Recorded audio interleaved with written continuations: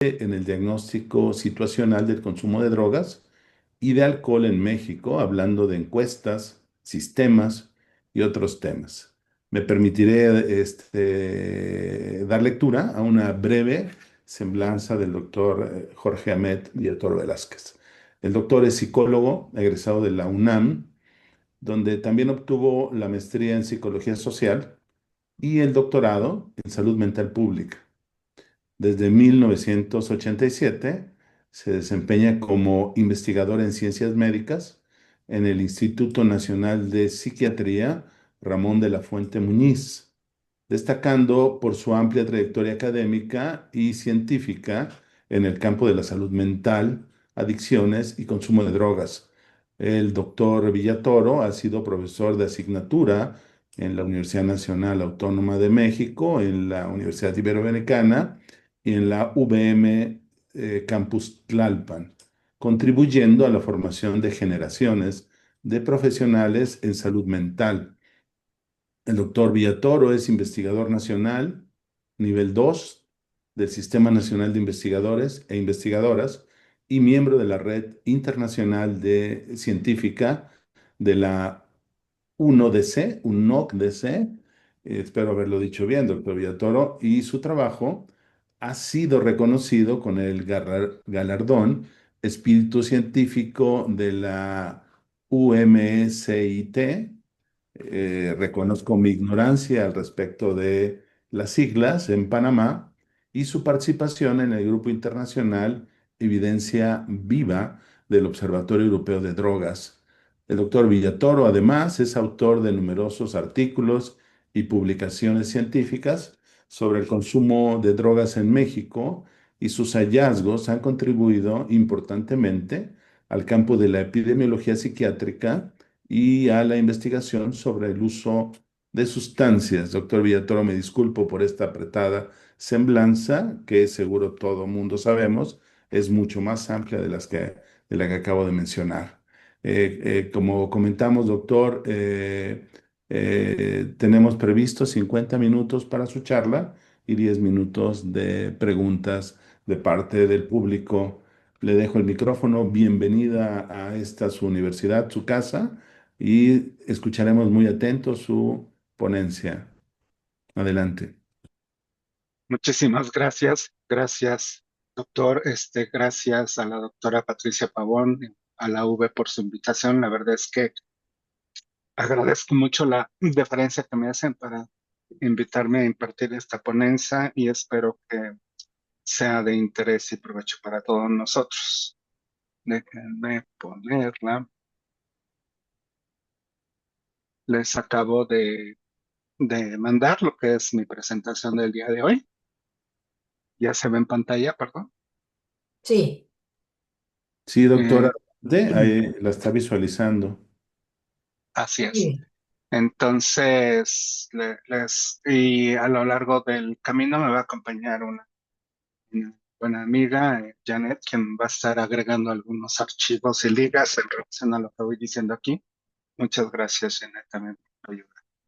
Entonces, comenzamos básicamente con esto. El contenido es qué tenemos en el país, básicamente, que serían encuestas probabilísticas, también obviamente muchas investigaciones particulares importantes donde la EV precisamente ha contribuido tremendamente con todo el equipo de ustedes, lo que son los sistemas de información, de vigilancia de información, cuáles son las nuevas dinámicas que estamos moviendo y cuáles son las nuevas sustancias y la propuesta de algunas opciones y respuestas ante estos nuevos retos, ¿no?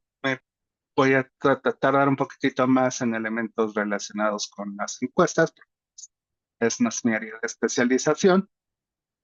Y bueno, en general lo que podemos ver es que lo que es la investigación epidemiológica de consumo de sustancias, pues es hacer un diagnóstico, ¿no? Regularmente le llamamos un diagnóstico situacional para denominarlo diferente de lo que sería un diagnóstico clínico, en donde tenemos una vasta cantidad de información en distintos aspectos y esta investigación pues tiene una derrama importante hacia lo que sería la parte de la prevención, evidentemente mucho va dirigido a tener lo que serían distintas acciones preventivas, eso es muy importante, También en la parte académica nos nutre para tratar de encontrar nuevos elementos, nuevos casos, como por ejemplo ahora se está ampliando muchísimo lo que son las adicciones comportamentales como uno de los campos que más se están estudiando por la naturaleza misma de cómo está creciendo la problemática en este sentido.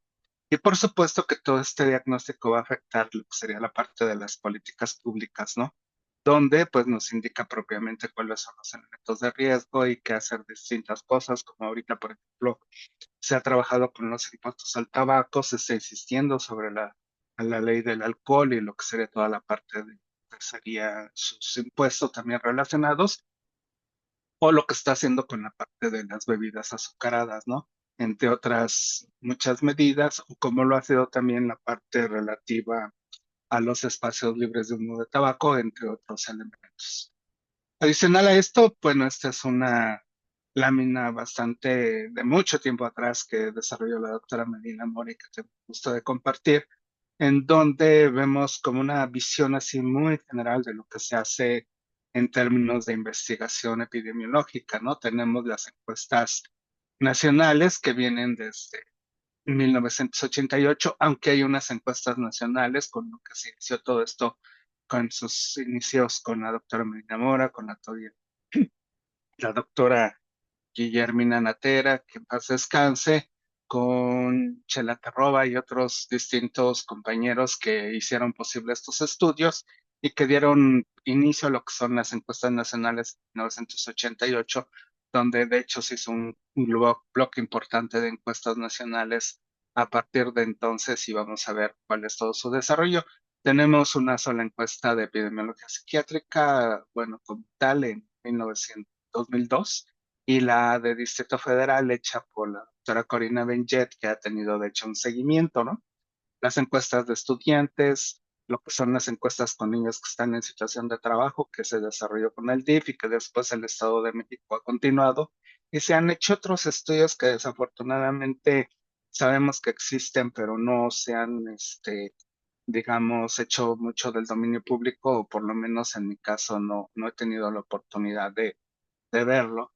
Y bueno, tenemos los grandes sistemas de información entre los que están el SISBEA, CIJ, el SRID, y también aquí faltaría lo que es el sistema de lo que eran las UNEMES CAPA, de ahora de CONASAMA, donde también se tiene un sistema de registro. Hablemos entonces de inicio con la parte de las encuestas. Las encuestas propiamente vemos que son estudios probabilísticos. Le estoy poniendo encuestas probabilísticas, aunque en sentido estricto el término encuesta debería de llevar ese elemento, porque muchas veces a los estudios donde aplicamos un cuestionario se le denomina de manera no necesariamente como debe y se le llama encuesta también. Y por eso subrayo la parte probabilística, ¿no? Y probabilística es que la persona que fue seleccionada bajo un método probabilístico, pues es a la que se aplica. Y estos son los distintos elementos con los que se cuentan, ¿no? Una de las cosas que deberían también de llevar estas encuestas es que no se terminan con el levantamiento y con los resultados que nos muestran, sino que deberían de tener de una manera importante un regreso a la comunidad para tratar de detectar con mayor detalle aquellos aspectos que vamos encontrando a lo largo del camino de estos estudios, sea con estudios de tipo cuantitativo o incluso con algunas cuestiones de tipo cualitativa, ¿no? En ese contexto, veamos así la globalidad de las distintas encuestas del instituto donde yo trabajo que se han hecho sea solo o con distintas instituciones. Tenemos las encuestas de hogares, donde están las de 88, 93, 88, aunque 93 solamente le hizo la Dirección General de Epidemiología. Aquí únicamente se trabajaba en zonas rurales y ya a partir del 2002 y hasta 2016 y ahora con lo que sería la encuesta que está en curso y que según los anuncios de periódico ya ha sido terminada en 2090, 2025, pues son hechas ya perdón, son hechas ya en lo que serían comunidades urbanas y rurales. Y en el caso de 2008 y 2016 son representativas estatales, en el caso de 2008 únicamente es estatal con los casos de drogas. También se han hecho en distintas ciudades y en algunos estados, como mencionamos aquí, entre ellas Chihuahua, Yucatán, en ciudades como Ciudad Juárez, Monterrey, Tijuana, Querétaro y otros estados fronterizos de nuestro país. En estudiantes, en términos de encuestas nacionales, pues tenemos 76 y 86, que fue hecho por la doctora Helen Castro, que hizo un trabajo excepcional, la de 1991 que hizo la doctora María Elena Medina Mora, y en mi caso me hice cargo de la de 2014, en donde 91 y 2014 tiene lo que sería una representación estatal, y en 2014 se tomaron varias, usadas lo que son los polígonos de inseguridad de aquel entonces. Se han hecho, como mencionaba, algunas encuestas estatales, que son Guerrero, Querétaro, varias. En Querétaro se hizo una también en 2006. Desafortunadamente hubo un pequeño problema ahí en la aleatorización y no se pudieron tener los datos representativos. Está Colima, Aguascalientes, Campeche, en fin, una gran cantidad de estados. Y en Ciudad de México es donde teníamos el mayor tendencia constante, pero desafortunadamente en términos de cambios de gobierno, pues hasta 2014 fue que hicimos el último estudio específico. Y luego en la ENCODA 2014, que fue con representación estatal, también se tomaron las 9 ciudades que están aquí mencionadas. En Tijuana se han levantado varios estudios, en donde afortunadamente hemos visto cómo va la progresión directa de esta ciudad. Estas son las encuestas de hogares, las ENAS, Encuestas Nacionales de Adicciones, hasta 2011, y se cambió en ENCODA a 2016, y me parece que la actual encuesta que se está desarrollando también se llamará ENCODA, en este caso de 2025. Y vemos aquí lo que son sus representaciones y demás. Como menciono, ustedes tienen acceso a la presentación que les acabo de poner en el chat sin ningún problema. Y bueno, digamos que la encuesta que pues más cuidamos fue en 2016, que llevó a cabo la coordinación de campo la licenciada Aurora Franco, y tuve yo el gusto de dirigirla. Es una muestra importante a nivel estatal, y aquí incluso se cuidó la diferencia entre lo que sería el audio casi, y aquí lo tenemos. En este caso es la parte del audio casi o en el cara a cara, ¿no? Esto porque una de las críticas que han recibido las encuestas es que en el cara a cara a veces la gente no es tan confiable en su respuesta, y vimos en audio casi al momento de analizar los resultados con una y otra, observamos claramente que la calidad de las respuestas eran igual, y que de hecho la gente, en particular la gente mayor, lo que prefería era platicar y verlo cara a cara con qué era lo que pasaba en términos de esto. Vemos aquí las distintas diferencias entre cada tipo de encuesta, cómo se llevan a cabo. En el caso de hogares, lo que se eligen son las áreas, manzanas, luego viviendas, en tres estratos, lo que sería la parte rural, la parte semirural y la parte urbana directamente, o semiurbana antes. Y en estudiantes, pues, se va directamente a la selección del grupo escolar, aunque hay algunos estudios que se han hecho de tabaco por parte de salud pública, donde lo que están mostrándonos es que se selecciona una escuela y luego de ahí los grupos. Estos estudios tienen un agrupamiento mayor y el efecto de diseño es mayor, ¿no? Ya en el caso de los escolares, la aplicación es autoaplicada por lo general. El medio de aplicación en el caso de hogares fue en computadora desde el 2008. Antes se hacía con lápiz y papel, y en estudiantes se sigue haciendo con lápiz y papel, sobre todo porque es muy complicado el movimiento de tablets y demás, aunque esto ya se está haciendo. Si bien no es un estudio aleatorio, Centros de Integración Juvenil ahorita está haciendo unas evaluaciones muy interesantes en los estados donde lo tienen todo perfectamente de una manera automatizada, y me parece que es una experiencia interesante que hay que voltear a ver. Luego, en el nivel de anonimato, pues esta es confidencial, no es anónima, ya que se identifica a la persona. Todos los estudios que mencioné aquí son de manera anónima en el caso de estudiantes, aunque ahora, por los cambios en las reglas de ética, pues ya no es posible, por lo menos en el caso de los menores de edad, ya que se solicita directamente el consentimiento informado y el asentimiento de los padres. Entonces eso, de hecho, cambia un tanto hasta el diseño de la propia encuesta y la posible tasa de no respuestas. Estas son las duraciones, aunque la duración en buena medida depende, en el caso sobre todo de la de hogar, de las problemáticas hechas y de la cantidad de elementos que incluya la entrevista. Y en el caso de estudiantes, pues regularmente es constante 1 hora porque se presentan todos los reactivos. Eh, Obviamente, al ser entrevista 1 a 1 en el caso de hogares es más lento, y en el caso de los estudiantes lo que se levantan son los grupos. Y los costos, pues sí, la encuesta de hogares siempre es más cara que en el caso de lo que son las encuestas de estudiantes. En estos estudios tenemos datos de Veracruz. Obviamente, muy probablemente ustedes los conocen y probablemente van a ver algunos de ustedes. Ahorita les están pasando información. Aquí están directamente las ligas también para que puedan bajar la información. Me está ayudando con esto de pasarles una información más extensiva, exhaustiva de lo que se ha encontrado en estos estudios. Aquí a nivel general señalaré en la comparación de Veracruz con el nacional que en el caso de las mujeres en todas estas drogas se encuentran abajo de lo que sería la media global, y en el caso de lo que sería en tabaco, alguna vez y más de 100 cigarrillos, pues tanto hombres, en el caso de 100 cigarrillos está abajo de lo nacional, y en el caso de tabaco alguna vez los hombres están por debajo perdón, las mujeres están por debajo del nacional. En tanto, en lo que sería la parte de alcohol, también vemos que las mujeres, en el caso de alcohol alguna vez, y lo que sería en el consumo excesivo, tanto hombres como mujeres, se encontraría por debajo de lo que sería la, en la población nacional, aunque evidentemente hay que hacer nuevos estudios para tener información más, más actualizada.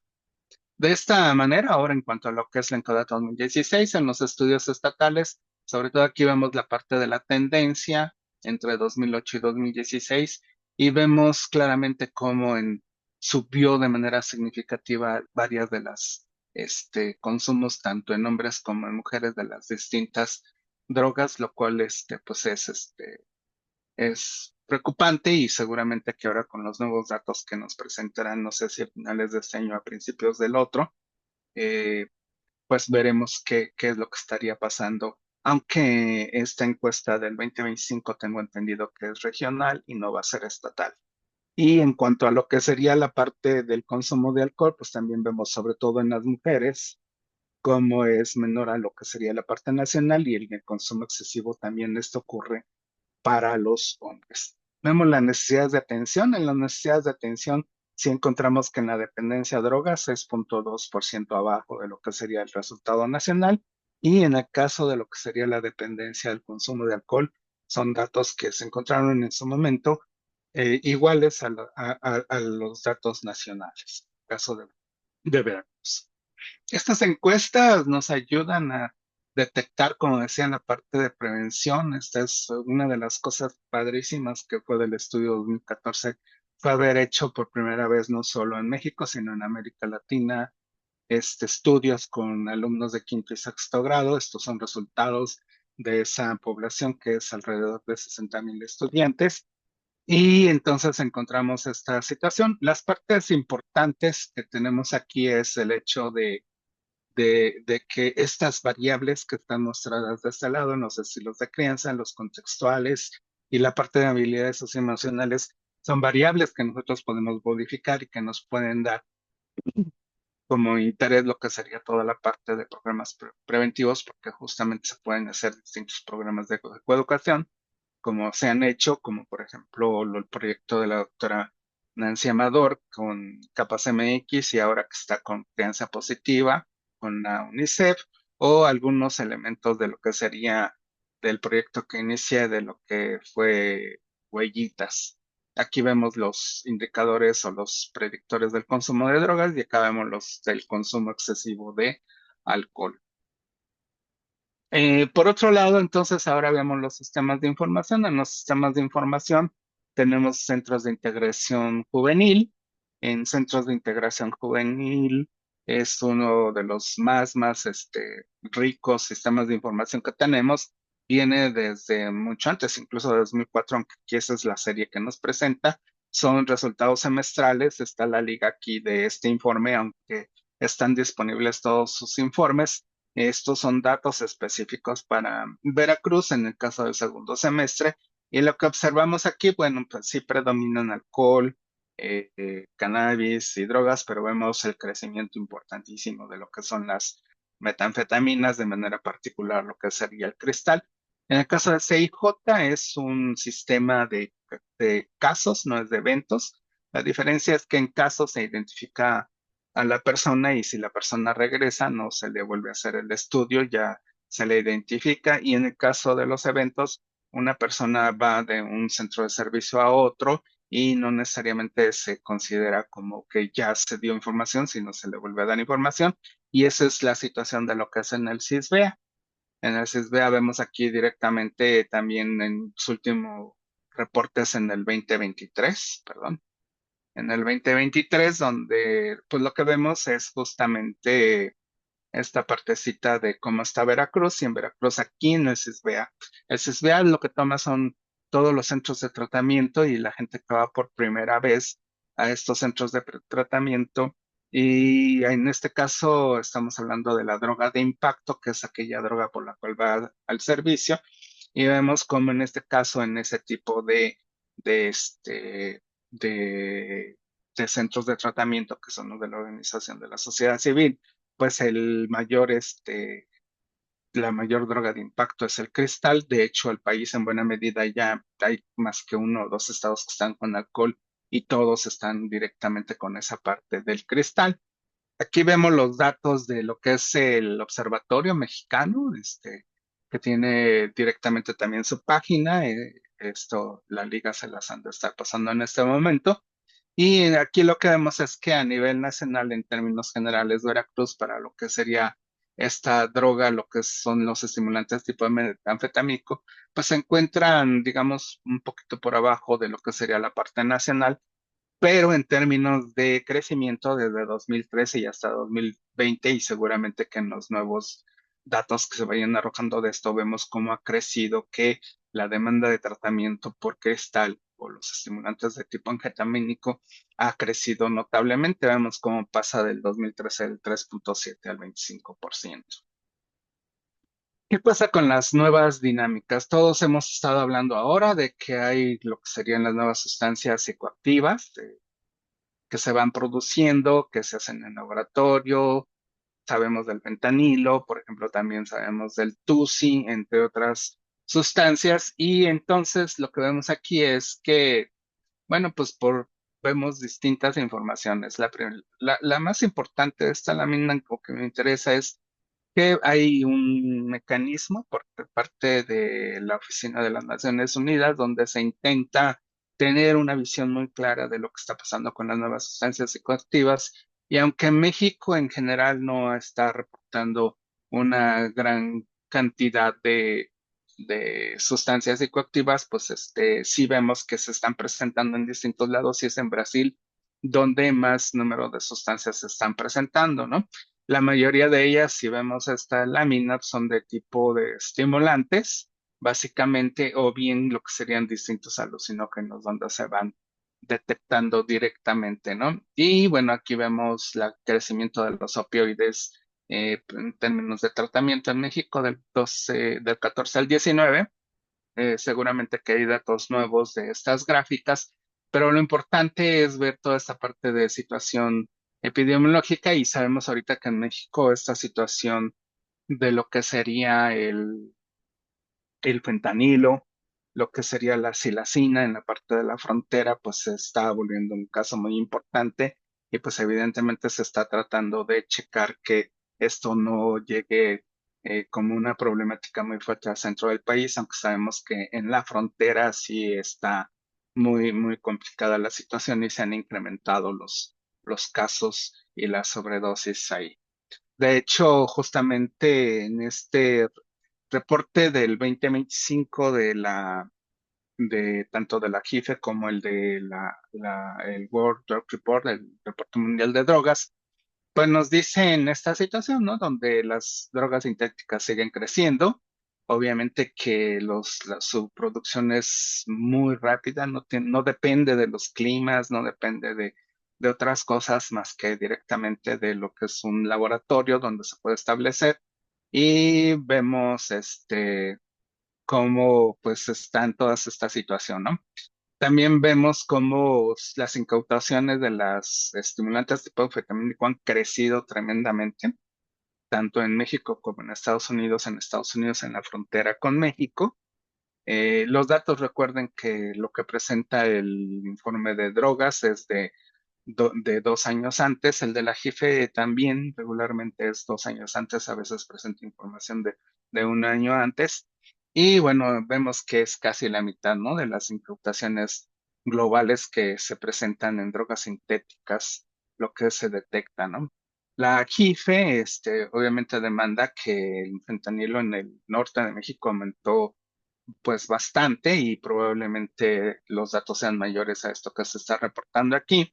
Y si bien sí se han incrementado y cada vez vemos más noticias de lo que son las incautaciones, los decomisos, la detección tanto de fentanilo como de metanfetaminas cristal en particular, esto pues ha hecho que haya una disminución en los mercados y las muertes en Norteamérica, pero al parecer hay datos de que pues esto puede estar aumentando la disponibilidad y el consumo local en México, particularmente, vuelvo a insistir, en la frontera norte. Aquí están datos de decomisos por el lado de México, lo que son las entidades con mayor consumo, y por el lado de los Estados Unidos vemos cómo también se ha acelerado este tipo de decomisos, probablemente ahora en 24 y en 25 esto ha crecido todavía de una manera más exponencial. Hay un reporte que genera lo que es la CONASAMA, muy interesante sobre lo que es el informe de fentanilo. También se les está pasando la liga directamente para que ustedes puedan consultarlo directamente. Y si bien aquí en 2023 parece que hay una disminución en sentido estricto, desde mi punto de vista siguen estos creciendo. Estos regularmente son datos que provienen de la Sedena y de Marina directamente. ¿Cuáles son las opciones? O sea, esta situación, regreso a la parte del fentanilo o el TUSI incluso se le llamó, si recordarán, cocaína rosa, que no es cocaína. Eh, el fentanilo, todo el mundo ya lo conoce, los adolescentes lo conocen, los niños lo conocen por toda esta serie de campañas que ha habido. Entonces, el problema es realmente lo que la gente está consumiendo es fentanilo, realmente lo que se está consumiendo qué es, ¿no? O sea, si no se hacen estudios específicos, pues entonces se vuelve muy complicado, ¿no? Entonces, ¿cuál es la respuesta? De hecho, en las encuestas, pone el dedo en la llaga de manera importante porque la gente nos puede reportar que está consumiendo fentanilo, y en sentido estricto no necesariamente es fentanilo. En las encuestas hasta donde me tocó el gusto de dirigir, mucho de lo que hacemos es que preguntamos el nombre y hacemos una clasificación de esos nombres, porque la gente nos puede decir que consume cristal y lo ponen tranquilizantes cuando en realidad debería estar en la parte de metanfetaminas, por poner un ejemplo, ¿no? Entonces, todo este proceso se hace antes de hacer el análisis final, justo para tener con certeza cuáles son las sustancias, y esa es una de las cosas de valor muy importante de las encuestas en México, que no se está haciendo en otros países, hasta donde tengo entendido, de América Latina, aunque algunos países han fortalecido tremendamente su sistema de encuestas y eso nos falta aquí en México. O sea, Chile está a la vanguardia, Uruguay está haciendo cosas muy buenas, también sobre toda la cantidad y la continuidad de sus encuestas, tanto en hogares como en estudiantes, en el sistema de registro de los centros de atención. Chile está haciendo cosas sensacionales, y a diferencia de nuestro país, pues Chile tiene ya de gobierno o de ley el asignar presupuesto para estos estudios y también para lo que sería toda la parte de prevención, lo cual desafortunadamente en México no contamos con ello, y que sería muy importante que fuera así para poder monitorear claramente esta problemática y tomar mejores decisiones eh, eh, en términos de la política pública y de los programas de prevención específicos que requiere el país, ¿no? En ese contexto, pues entonces, ¿qué opciones ante esta situación tan complicada de identificar ocurren, ¿no? Una de ellas es justamente esta parte de las aguas residuales, donde tuve el gusto de participar con Copitsi, con varias gente de salud pública, y que en sentido estricto el proyecto lo llevó Donatio Barrientos. Es el aguas residuales, que son estudios que si bien no nos dan prevalencia, sí nos dicen cuál es el nivel de concentración de ciertas drogas. Y aquí en este estudio que se hizo en 15 ciudades, y que vuelvo a insistir, tuve el gusto de tener una participación, eh, pues vemos directamente qué es lo que se encuentra. En ese estudio directamente se encontró trazas de fentanilo en casi todas las ciudades, ¿no? Donde se encuentran aquí. De manera particular, donde sí hubo una detección fue en Sinaloa, y vemos esta situación. Aquí, de manera específica en el artículo, también que se les está pasando el artículo y la liga donde está referido este artículo, pues vemos directamente qué es lo que pasa con la situación de metanfetaminas en el país. Y vemos, vean cómo está Tijuana, ¿no? Hasta arriba y más del doble de lo que sería el medio oeste de los Estados Unidos, ¿no? O también San Luis Río Colorado, que tiene ahora sí que un consumo o una concentración mucho más alta que en muchas de las ciudades, ¿no? Eso es bien importante. No está aquí la parte de marihuana, para no presentar tantos datos, pero sí es importante señalar aquí que en marihuana, por ejemplo, en el caso de la ciudad de Monterrey se vio bastante alto, incluso que varias ciudades europeas, ¿no? Tienen el artículo para poderlo consultar. El checado de drogas es muy importante, ¿no? Con las tiras que incluso tienen una sensibilidad, pero impresionante, incluso mayor que algunos cromatógrafos portátiles. Entonces, sí vale la pena tener buenas tiras reactivas, tenerlos en lo que son los centros de atención de urgencias. Sería bueno también tenerlos en buena medida en lo que son los centros digamos, reconocidos, por lo menos en los reconocidos por la CONASAMA, y que se puedan hacer, digamos, la detección y estar preparados, estar educados en su manejo para utilizarlo, sea con las dosis, teniendo los cuidados de protección personal adecuados, o bien con lo que sería la parafernalia, y que de esta manera podemos checar bien qué es lo que está tomando las personas. Si bien no vamos a tener una cromatografía clara de todos los contenidos de esas sustancias, sí podemos saber si hay una buena cantidad de tiras para detectar distintas sustancias, pero aquí podemos, por ejemplo, detectar fentanilo, lo que serían las metanfetaminas o aquella sustancia que más se está usando ahí para poderlo detectar. Se están usando también no nada más en lo que sería estos, también se utilizaría para en lo que sería la orina.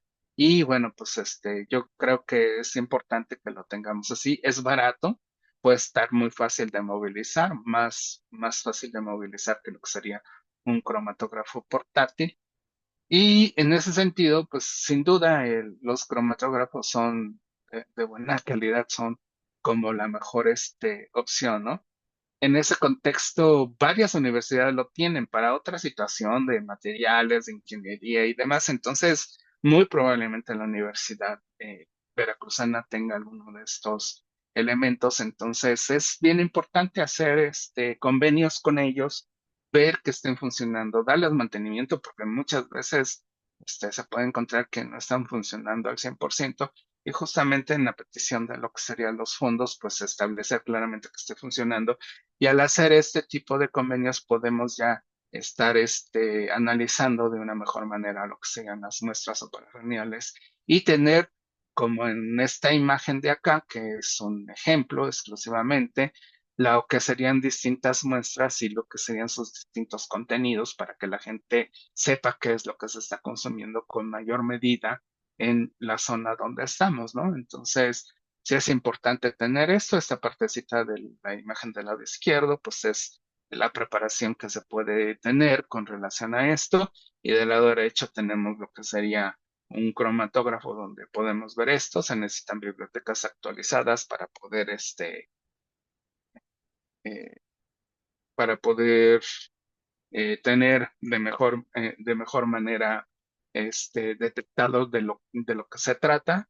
Me parece que no es tan costoso si hacemos estos convenios con las universidades y podemos darle un mayor uso a a estas, a estas opciones que tenemos. Y bueno, pues se vuelve importante, ¿no?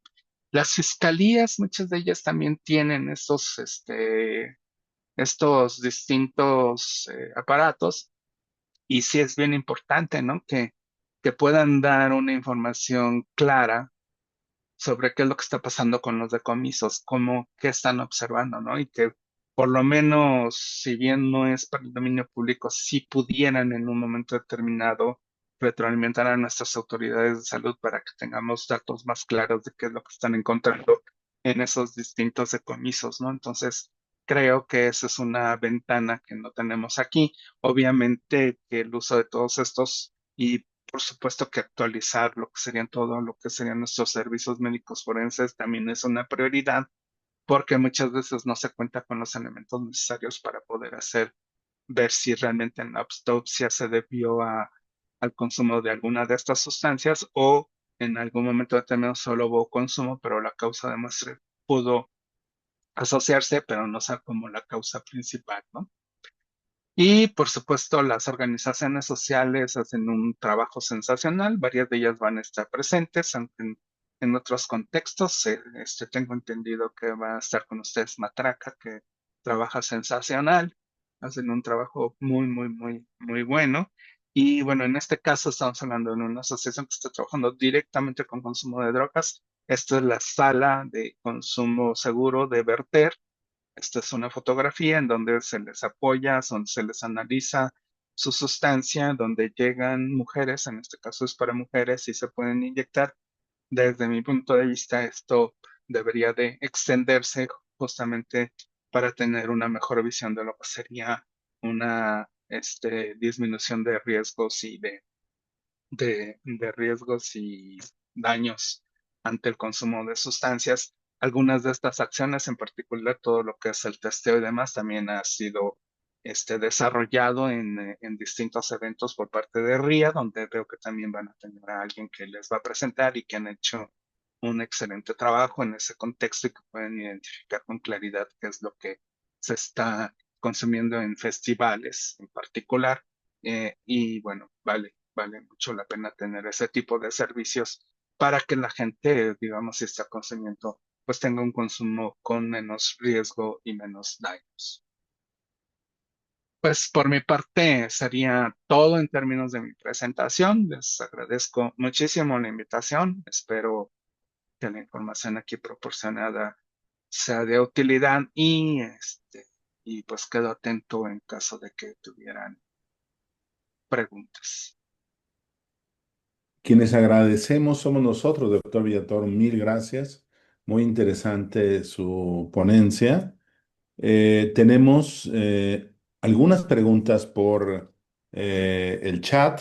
Daremos, eh, eh, bueno, se las formularemos, doctor, a través de mi compañera, la doctora Montserrat Armenta, una a una para que nos haga el favor de comentar su punto de vista al respecto de cada una.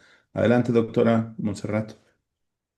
Muchas gracias. Gracias por la presentación, doctor Jorge.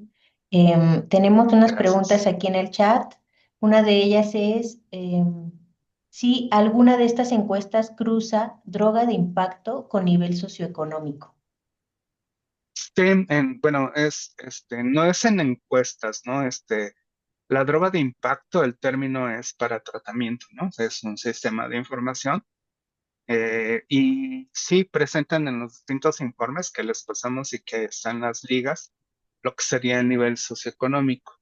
En el caso de las encuestas, por lo menos en el CODAD y en el CODE, hay acercamientos a lo que es a nivel, sería un índice socioeconómico, y hemos presentado su relación con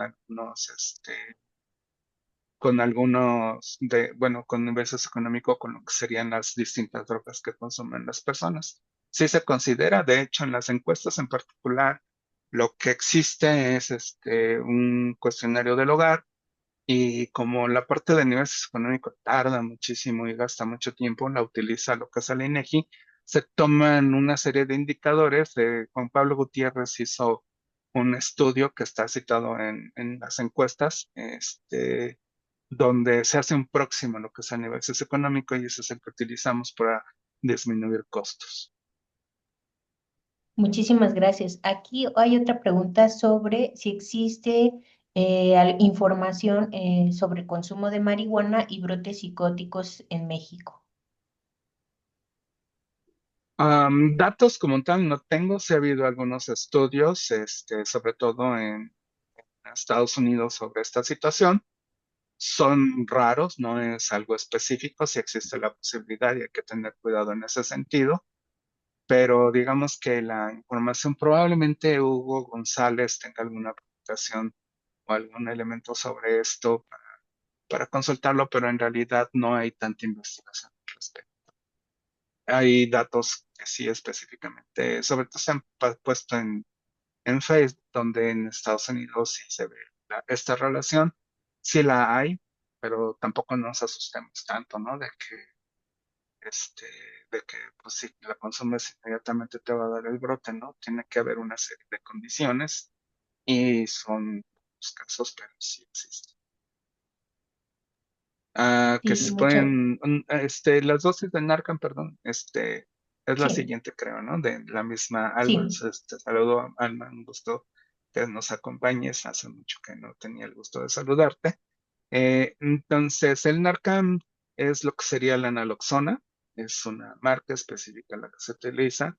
Y esta Narcan, desafortunadamente está en México puesto y no se ha podido cambiar en la ley como si tuviera efectos psicoactivos, que no lo es el agonista de lo que sería los opioides en general, de manera particular con la heroína y con el fentanilo, ¿no? Entonces, eh, se puede conseguir, pero con receta especial, hay muy poco a la venta. Esperemos que se pueda cambiar. Ahorita, una de las acciones que se llevaron en Baja California y que se anunciaron, creo que a finales del año pasado o a principios de el INL les dio dinero al gobierno para poder tener Narcan disponible, ¿no? Porque la situación está muy complicada y la gobernadora estuvo pues haciendo mención de esto, básicamente con la gente de INL, donde les dieron una buena cantidad para tenerlo disponible, o lo que me parece una excelente medida para justamente evitar las muertes por sobredosis. En Ciudad de México estaría de esa manera presente.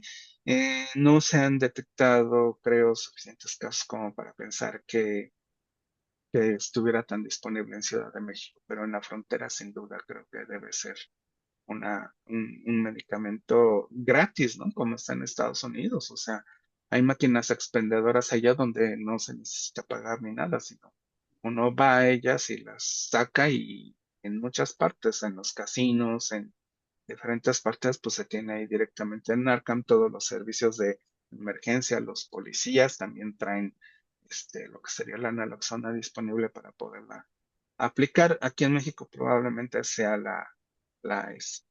no sería la nasal, que es la mucho mejor, ¿no? Y que tiene un efecto mucho más rápido.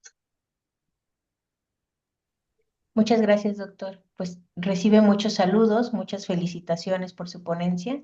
Aquí tenemos otra pregunta que tiene que ver con algunas personas que se preguntan cuándo estarán listos los datos de la última encuesta levantada este año, si podemos esperar datos específicos de Veracruz. Sí, sí, ya estoy viendo que es de mi querida Xochitl. Un gusto saludarte de nuevo. Ah, el campus, según las noticias, fue finalizado hace una semana, más o menos, un poquitito más. Todavía tienen toda la fase de preparación. Supongo que también harán esta partecita de lo que sería la detección de sustancias para su adecuada clasificación y poder dar datos más adecuados. No sé si lo vayan a darle tiempo. O sea, entiendo yo el proceso porque realmente he estado dentro de, ¿no? Entonces, No sé si los tengan listos para finales de año y supongo que será o la doctora Medina Mora o ¿cómo se llama? Nuestro comisionado nacional, sea quien dé los resultados. Desafortunadamente, como mencioné hace rato, no creo que haya datos específicos de Veracruz. Todos los datos, hay se buscan en salud pública, sacaron una publicación en donde está toda la metodología y mencionan ellos directamente que es un estudio regional, ¿no? Entonces, Veracruz queda en la región nororiental, hasta donde recuerdo, ¿no? Entonces, será dentro de la región y no creo que haya datos específicos. O Muchas sea, gracias. las respuestas, digamos, los resultados serán por regiones que abarcan varios estados. Así es. Qué lástima. Digo, qué bueno, pero qué lástima. Sí. Sí, sí, bueno, lo que pasa es que ya ven los problemas que tuvo la encuesta anterior y entonces yo creo que en el cambio bueno, es lo que yo pensaría que en el cambio de administración, pues no se tenía contemplado esto y movieron dinero de alguna otra parte para poderlo dirigir a la encuesta y como tal, pues muchas veces no se tienen los recursos como para hacer un estudio de estatal. Yo espero que en esta misma administración lleguen a hacer ese estudio estatal. Muy Muchas bien. gracias, doctor.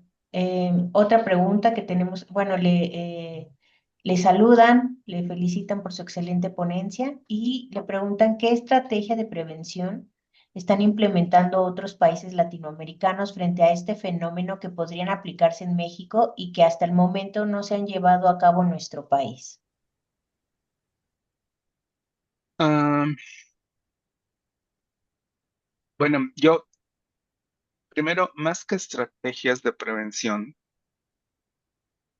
eh, hay acciones, ¿no? Lo último que mencioné en buena medida tiene que ver con lo que es un sistema de alerta temprana, que si bien ya se mencionó en nuestro país, no ha sido totalmente puesto en marcha, ¿no? Entonces me parece que el sistema de alerta temprana debe de ser importante. Se sacó alguna señal de alerta temprana, me parece que fue a principios del año pasado, por ahí de abril, pero sí debe de seguir funcionando esta situación, ¿no? Ahora, en prevención, pues hay una buena cantidad de cosas. Se buscan algo que se llama evidencia viva, eh, que es un grupo al que tengo el gusto de pertenecer. Evidencia viva, programas de prevención se hacen esa búsqueda. Van a ver los distintos programas de prevención que han sido basados en evidencia de América Latina, ¿no? Entre ellos ya les pasé toda la información al grupo con el que he tenido el gusto de colaborar sobre lo que sería huellitas y lo que sería Capas MX para que se incluyan por los resultados obtenidos, como parte de esta situación. Yo pensar más que en estrategias, lo que pasa es que las estrategias, miren, por ejemplo, puede ser en Perú, el doctor Fernando Salazar está haciendo unas cosas bien interesantes sobre prevención, ¿no? En Colombia hicieron en la administración pasada hicieron todo un bloque de formación en prevención súper importante por parte de Plan Colombo, ¿no? La CICAD está también promoviendo una buena cantidad de programas ahorita, por ejemplo, lo que es Ecuador, lo que es El Salvador, lo que es Chile, por supuesto, y Uruguay están teniendo una serie Colombia, como ya mencioné, una serie de capacitaciones bien interesantes, sobre las partes de cómo hacer una prevención basada en evidencia, ¿no? De una manera interesante y hay distintos programas. Aquí, de hecho, nos acompaña el maestro Eiji Fukushima, que es parte de los instructores, Fukushima, perdón, que es parte de los instructores tanto de la CICAD como de lo que es Plan Colombo. Yo también tengo el gusto de pertenecer a este grupo.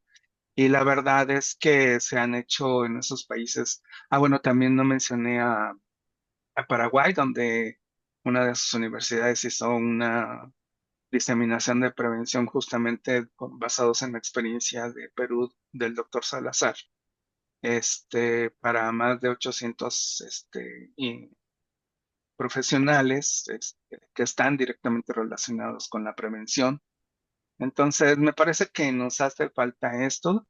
Se están haciendo cosas interesantes, se hicieron cosas interesantes en cuanto a lo que sería toda la parte de lo que sería esto de la paz. Sin embargo, creo que y bueno, y aquí como parte de todo eso está la doctora Paulina Vázquez, quien forma parte de esto, eh, y hicieron un excelente trabajo. Creo que nos hace falta los programas específicos, ¿no? Para el desarrollo de habilidades en las distintas etapas de vida que también son importantes y que nos darían algo sustancial, ¿no? Me parece que debemos de pensar más que como estrategias o programas, tenemos que verlo ya como lo que debería ser un sistema de prevención, ¿no? Y que el país invirtiera en eso. Sin embargo, mi, mi visión es que nos falta, ¿no? Tiempo para llegar a eso. Ojalá que se pudiera construir porque eso realmente nos daría una sociedad mucho mejor que la que estamos viendo actualmente, no solo en cuanto al consumo de sustancias, sino en cuanto a todos los problemas de violencia, de inseguridad y eliminación de situaciones tan complicadas como las dos últimas que hemos vivido en Michoacán directamente, ¿no? Muchas gracias, doctor. Aquí Xochitl también pregunta algo muy interesante con relación a los datos disponibles y a lo que nos presentó.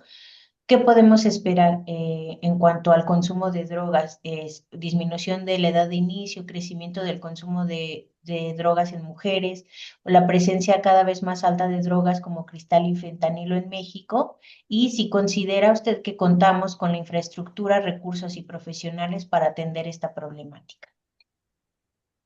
Me abruma la pregunta. Muchas gracias, Xochitl. Mm. Gracias. Este, son puntos de vista, ¿no? Porque obviamente que los datos serán los que hablen. Yo creo que sí va a haber un incremento en el consumo de drogas. No estoy seguro que la edad de inicio disminuya. Este, en general, en la edad de inicio lo que yo he visto es un mantenimiento. Este, probablemente donde sí disminuya sería tal vez en las mujeres, y en el caso sobre todo del consumo de alcohol, desafortunadamente. Este, Luego, sí, el consumo sobre todo de alcohol en las mujeres. Todos los estudios en el 2016 ya, o sea, es un cambio generacional el que yo veo, ¿no? En donde las mujeres más jóvenes están teniendo ya niveles de consumo muy parecidos a los de los hombres, ¿no? Evidentemente que el cristal es la droga a batir en este momento, aun con toda la información y la situación que se le dirige al fentanilo. Yo estaba muy preocupado con lo del fentanilo, pensando que a estas alturas del partido vamos a tener ya un problema de alerta epidemiológica, eso era lo que pensaba. En este momento no estoy tan seguro, ¿no? Me preocupan sí las políticas de cierre de frontera, que se esté quedando más fentanilo, pero los datos en sí mismos no me están diciendo, a mí al menos, así en general, básicamente son datos así aislados y datos sobre todo en noticias de periódicos y en algunas cosas de lo que son los sistemas de forenses, pues me indican que sí está creciendo el fentanilo, pero no como en su momento creció el cristal, ¿no? Probablemente porque está recibiendo mucha mayor atención, así en general, no prevención, atención. Y el cristal, pues sí, cuando Calderón le quitó la pseudoefedrina a los gripales, se ven los datos claramente como hay una disminución del cristal, pero después vuelve a crecer de manera importante y ahorita pues es la droga de impacto en todo el país, ¿no? Y si contamos con la infraestructura, recursos profesionales, híjole, pues ojalá contáramos con eso. A mí me parece que necesitamos realmente voltear a la parte de prevención. Necesitamos realmente reforzar las acciones de prevención. Una prevención basada en evidencia, ¿no? Por favor. no basada en creencias, una prevención que haga evaluaciones claras de qué es lo que está pasando, que haga mediciones de cambios, ¿no? Por ejemplo, si estamos trabajando a nivel comunitario, ver algunos indicadores importantes como lo son los índices municipales de desarrollo, ver si realmente van cambiando, seguirlos monitoreando a partir de las acciones. Creo que eso es algo importante que no estamos haciendo. Eh, Me parece que debemos de pensar en construir ese sistema de prevención y así como se está insistiendo, por ejemplo, en esta parte de los impuestos al tabaco, las bebidas azucaradas, el alcohol, insistir en lo que sería el presupuesto para prevención, ¿no? De manera permanente y bien dirigida y bien canalizada, ¿no? Gracias, Jorge. La pregunta era, perdón, la pregunta era en el sentido del tema de la edad de inicio. Es que en el caso de Veracruz hemos estado recibiendo información que todavía no es estadísticamente capturada, digamos, sino es, pero sí que nos hablan de escuelas y de centros comunitarios suburbanos o rurales y nos están señalando que tienen casos de niños de 10 años, 11 años, que ingresaron, digamos, o iniciaron su trayectoria de consumo directamente con el cristal. Sí, eso sí, Entonces, ahí es donde hablamos de una disminución de la edad de inicio del consumo, ¿no? sí. Sí, pues digo, ahí yo, es un poco difícil, ¿no? Como investigador me es un poco difícil. Entiendo bien lo que me señalas y tienes razón, y haces un señalamiento bien importante sobre la parte del cristal. O sea, el cristal estaba como cuarta droga de inicio. Me parece que ya está siendo en el mejor de los escenarios la tercera, ¿no? Después tal vez de tabaco y alcohol.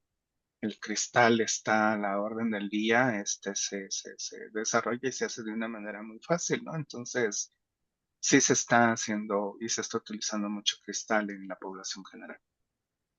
Probablemente ahí tenga razón, y hay que ver cómo es el impacto, ¿no? De esto en la edad de inicio de la población en general, ¿no? Es que a veces es eso, ¿no? Como lo ves como algo poblacional, no se refleja tanto el impacto y entonces hay que verlo en grupos específicos. Claro. Gracias. Gracias, doctor. Bueno, aquí tenemos un comentario que sobre los desastres en Veracruz. Nos comenta Alma que quizá eso incrementarán los consumos y la violencia. ¿Qué opina usted, doctor? Perdón, ¿lo puedes repetir?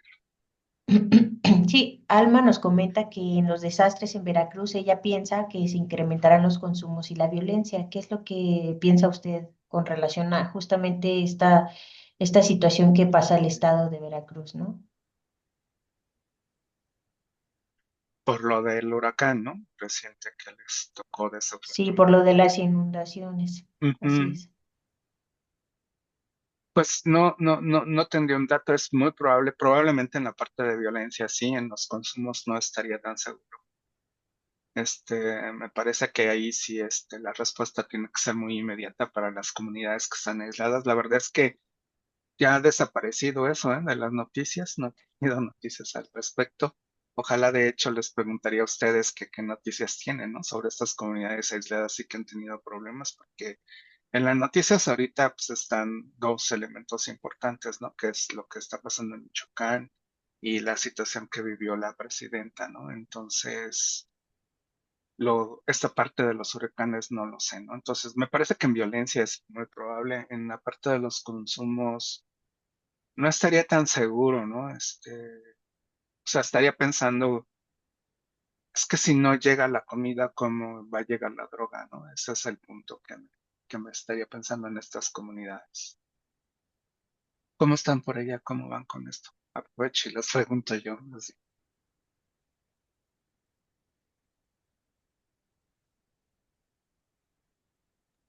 Pues, doctor, Adelante. la zona de desastre poco a poco ha sido atendida, no con la velocidad que se requiere.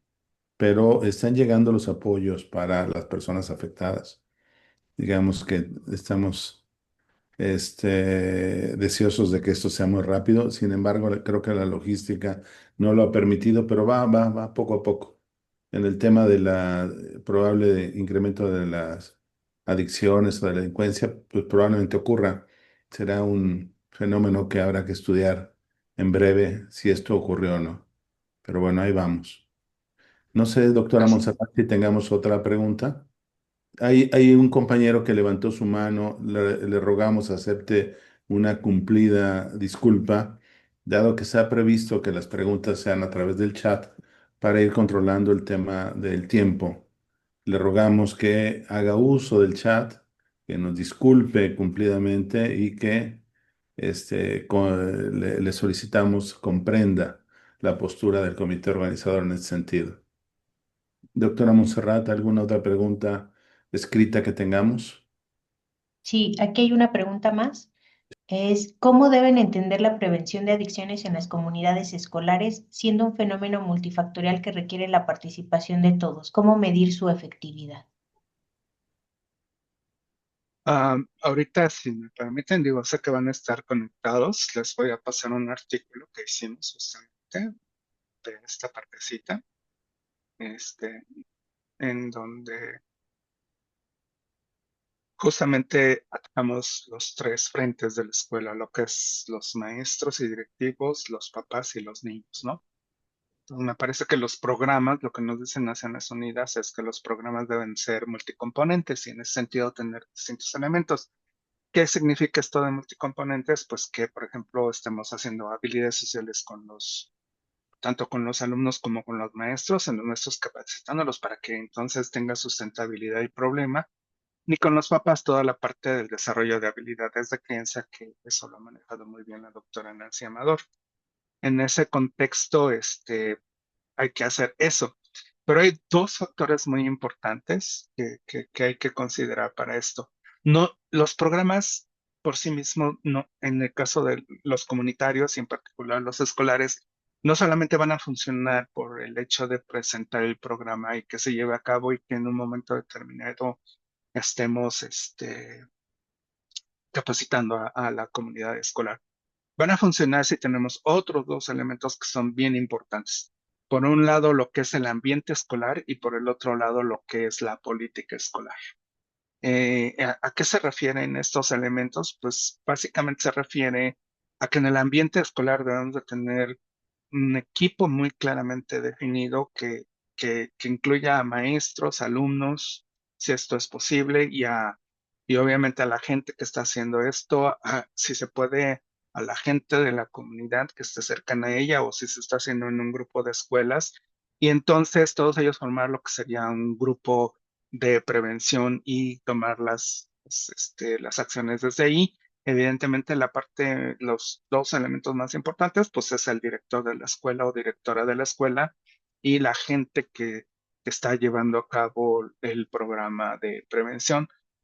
Eso sería como el ambiente, ¿no? Generar un buen ambiente donde la gente esté enterada, donde se tomen las decisiones, etcétera. No estoy hablando del programa directamente todavía, pero eso ayuda a que haya cohesión. El segundo aspecto es tener muy claramente definida cuál es la política ante el consumo de sustancias y que las personas puedan en un momento determinado saber cuáles son las consecuencias, que haya un protocolo muy claramente establecido y no que se tomen decisiones a la mera hora o que las decisiones se salgan de dicho protocolo, ¿no? En ese sentido, la cosa funciona. Y más, obviamente, lo que sería el programa que se esté llevando a cabo, que de preferencia debería de tener al menos esos dos factores, ¿no? A veces puede tener más elementos, como puede ser toda esta parte de lo que son las actividades deportivas, actividades recreativas, etcétera, ¿no? Y otro elemento importante que casi siempre desafortunadamente está fuera, ¿no? Y en nuestro país es una problemática fuerte y es seguridad pública. Es decir, si seguridad pública no hace nada por detener a la gente que está fuera de nuestras escuelas y de nuestras comunidades para eliminar o erradicar lo que sería la venta de dos sustancias, ellos van a estar ahí, ¿no? la disponibilidad ahí va a estar y el problema no es que esté ahí disponible, sino que llegan a forzar a los estudiantes a que consuman las sustancias, ¿no? Entonces, ojo con eso, ¿no? Es bien importante. El año pasado tuve ocasión de estar en una junta de Planet Youth, en donde estuvo gente también de Yucatán cuando iba a hacer el cambio de gobierno, y ellos mencionaban que estaban muy de acuerdo en instrumentar Planet Youth y era la Secretaría de Seguridad quienes lo estaban implementando, lo que me dio muchísimo gusto porque eso nos daba una mejor pauta para que ellos pudieran interactuar y hacer las cosas necesarias para que no estuviera disponible la droga en estas circunstancias. Desafortunadamente claudicaron, ¿no? Igual que Guanajuato, que llevaba 3 años claudicaron y parte del problema pues es que también es muy caro el programa, ¿no? Entonces, su implementación y demás. Entonces, en Yucatán, las nuevas autoridades, el actual secretario de Educación es quien estuvo como administrador federal de los servicios educativos más o menos en el 2016. Ellos decidieron no continuarlo justamente por toda esta parte de costos. Y bueno, por lo menos hubiera sido muy interesante poder conocer la experiencia real de lo que se vivieron esos 3 años de Planet Youth en México. No es fácil, esto lo he tenido el gusto de platicarlo justamente con Eiji, que nos acompaña. No es fácil instrumentar Planet Youth en nuestro país. La diferencia en términos de políticas, la diferencia en términos de cantidad de población entre Islandia y México es impresionante, pero eso no quita que no debamos de intentarlo. Ojalá que bajaran sus costos y pudieran ayudar de una mejor manera para ver cómo funciona, ¿no? ¿Por qué no hacer un buen ensayo continuo y ver cómo funciona este sistema o bien que podamos crear nuestro propio sistema? Pues muchas gracias, doctor. Yo creo que ya estamos sobre tiempo, ¿verdad?